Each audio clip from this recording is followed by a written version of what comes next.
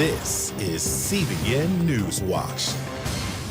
Thank you so much for joining us on this Friday, April 24th. I am Ephraim Graham. We're going to begin this half hour with news from the Middle East. President Donald Trump says the ceasefire between Israel and Hezbollah is getting a 3-week extension, and Iran cannot finance Hezbollah. With new White House talks, warnings from Israel, and signs of a possible power struggle inside Tehran, the region remains on edge. Joshua Swanson brings us more now on our top story from Jerusalem. President Trump made the announcement after what he called a historic second round of talks at the White House. They've agreed to an additional 3 weeks of, no firing, ceasefire. And we think that the president of Lebanon and the prime minister of Israel over the next couple of weeks will be coming here. They actually like each other, Lebanon and Israel. Trump also said that the United States is going to work with Lebanon in order to help it protect itself from Hezbollah. Israeli Foreign Minister Gideon Sa'ar says peace between Israel and Lebanon is possible, but only without Hezbollah.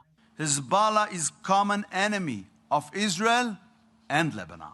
At the same time, Trump made clear Israel still reserves the right to defend itself. Israel is going to have to defend itself if they're shot, but they're going to do it carefully and they're going to be surgical. The president again made clear that the U.S. is still demanding that Iran stop its backing of proxy groups in the Mideast, including Hezbollah in Lebanon, as part of any deal between Washington and Tehran to end the U.S. war on Iran. That's a must for you. Yeah, sure. That's a must, yeah. Meanwhile, Tehran says it will not reopen the Strait of Hormuz as long as the United States continues its blockade of Iranian ports. Iranian Parliament Speaker Mohammad Ghalibaf says a complete ceasefire only has meaning if it is not violated through a naval blockade.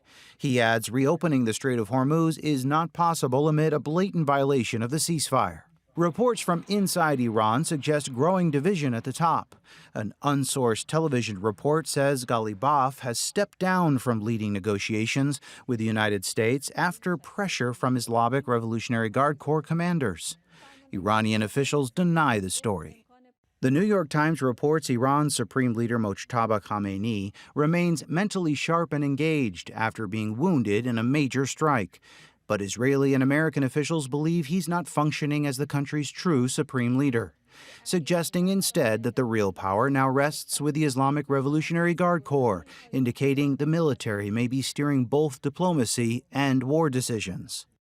And after President Trump's remarks on divisions in Iran's leadership, Khamenei posted that Iranian cohesion has become even greater and more steel-like. Meanwhile, CNN reports the U.S. is planning new strikes on Iran if the ceasefire fails.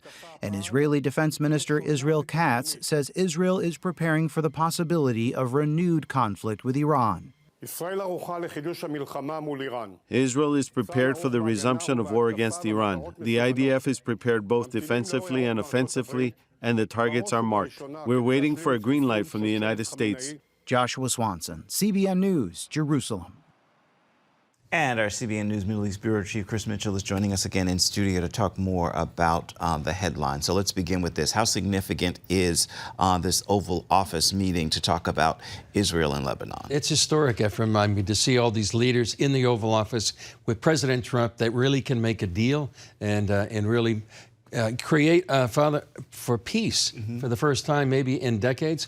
You know, Ephraim, if you want to go to Lebanon, you can't have an Israeli stamp in your passport. So there's been a state of war between Lebanon and Israel for many years. And, when that buffer zone back in 2000 was evacuated by Israel, it just left Hezbollah to create literally a state within a state, one of the strongest armies in the world.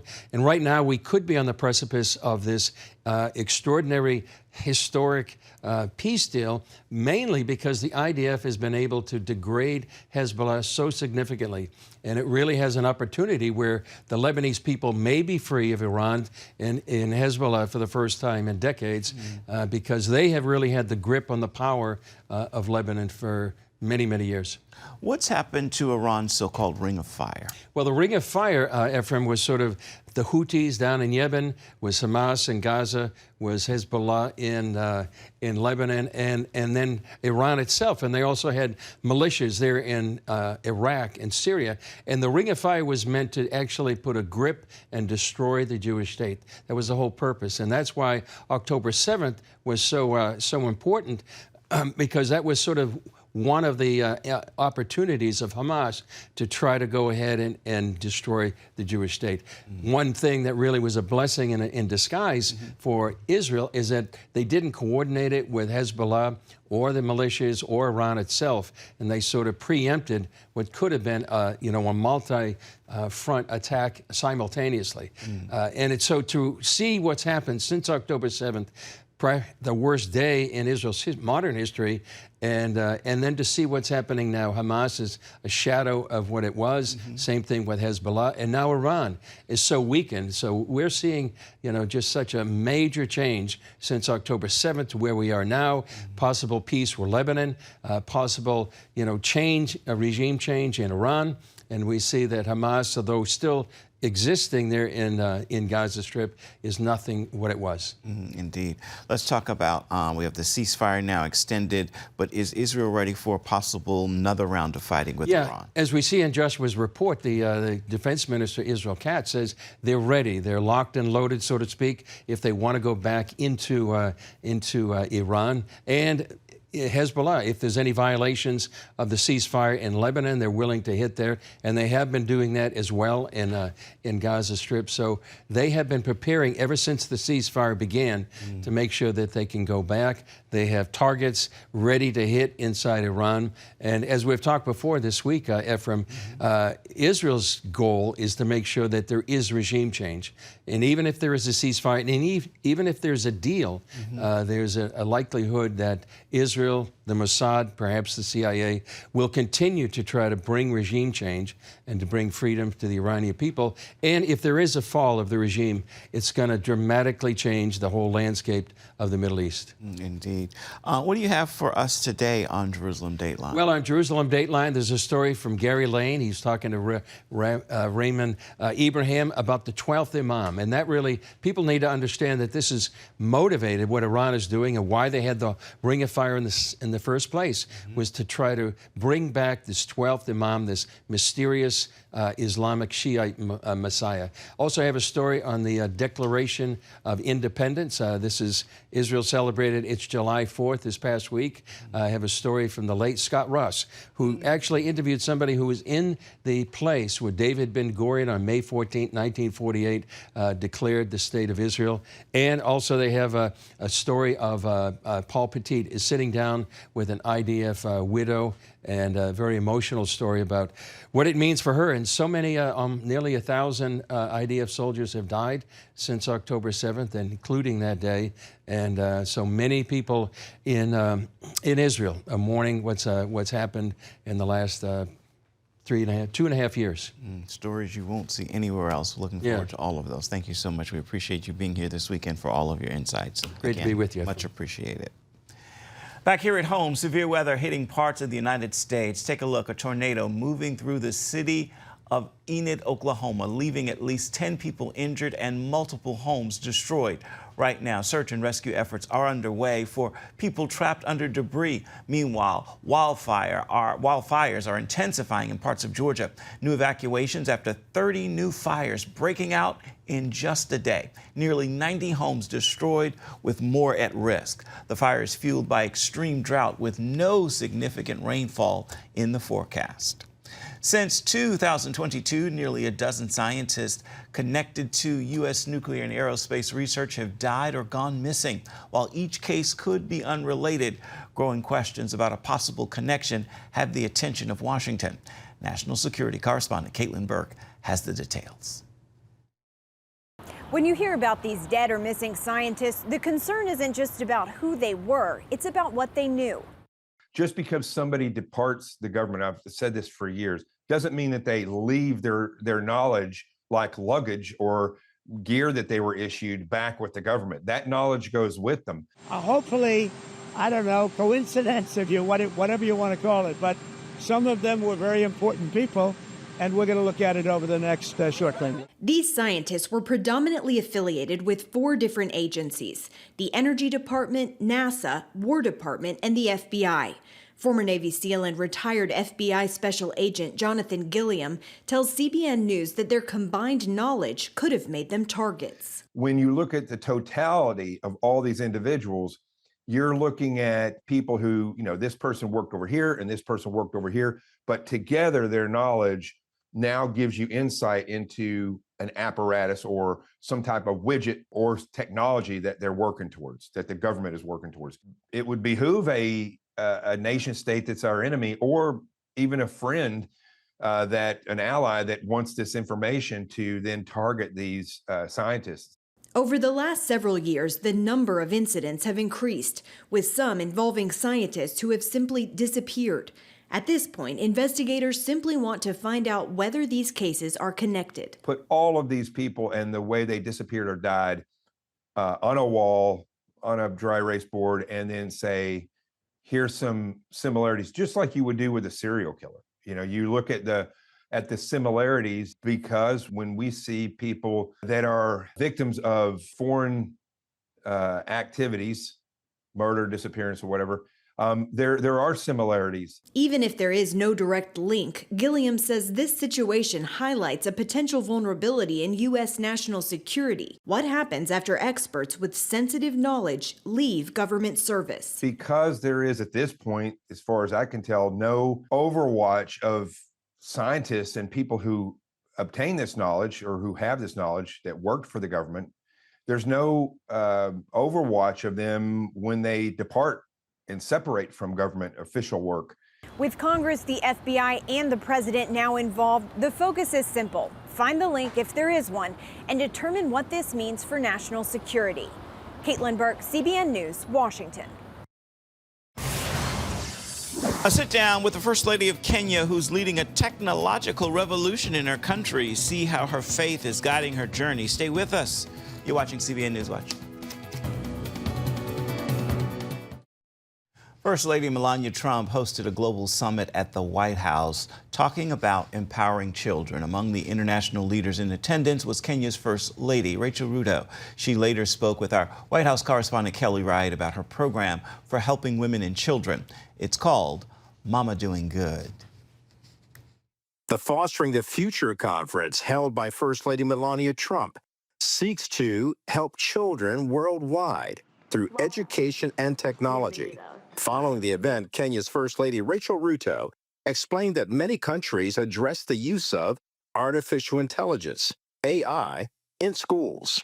So we had good deliberations. We were sharing about what we are doing in our countries and how we can partner with her and her program in seeing how AI can be used in our schools. And AI is also something that we don't yet understand, so that it can be used in the right way.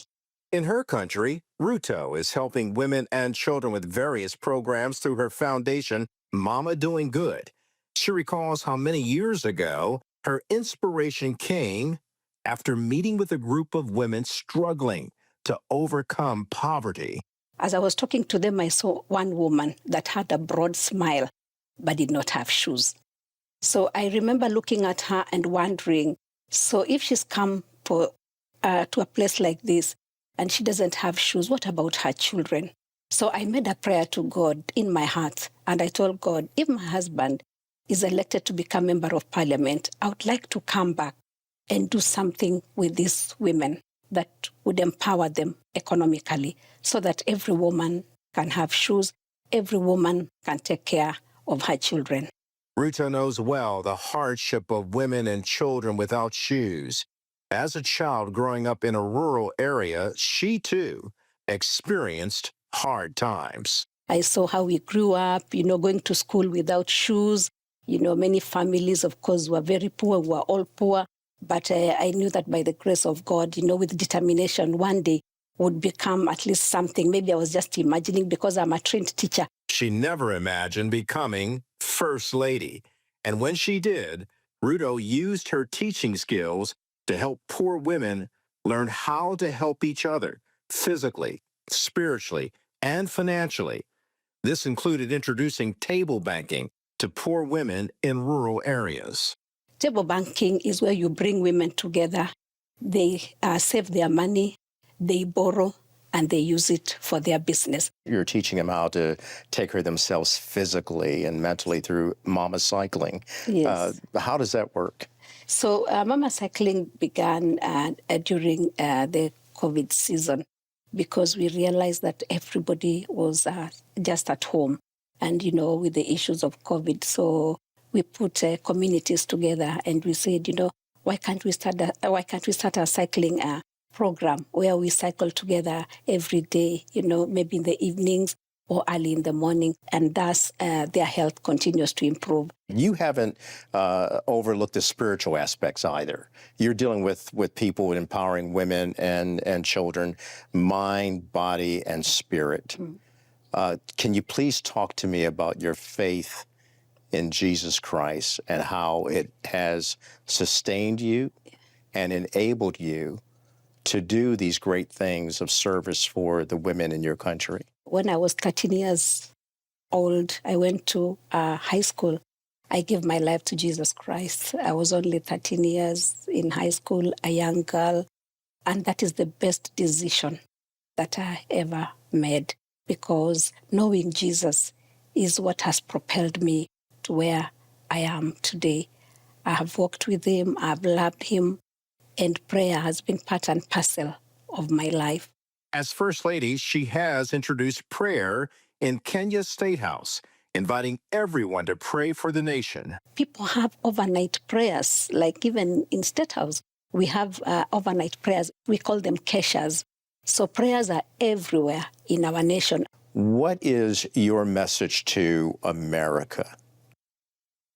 Wow. My message to America is, let America continue loving God, because that is how we know America. We have borrowed a lot from the spirituality of the American people and the American spiritual fathers. So America needs to stay in Jesus and not look aside. In Washington, Kelly Wright, CBN News.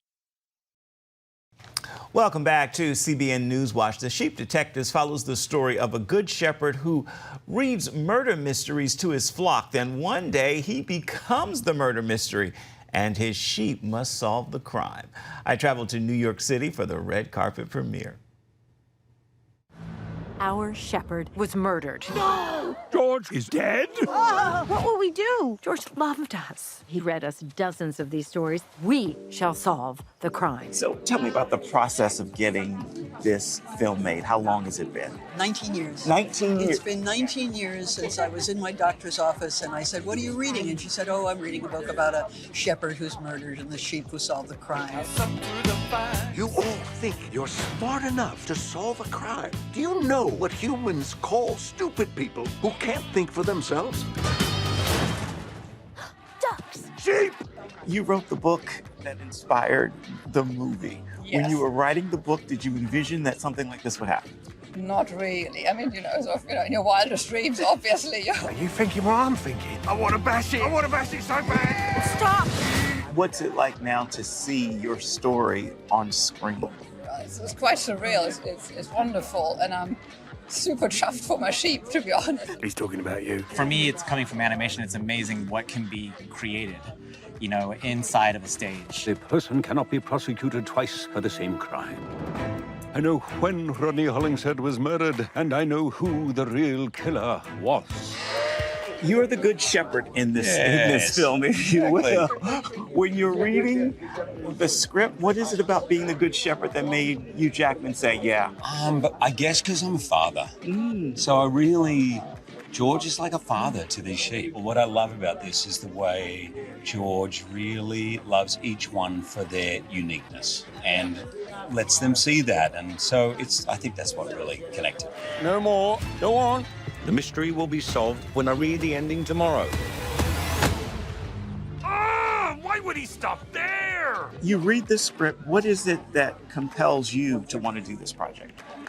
Oh, gosh. Well, a few things. First of all, the script is incredibly unusual. It's not derivative. I just, you know, I'm a big fan of Craig Mazin and his writing. And I think every time he does something, you know, he does comedy, he does drama.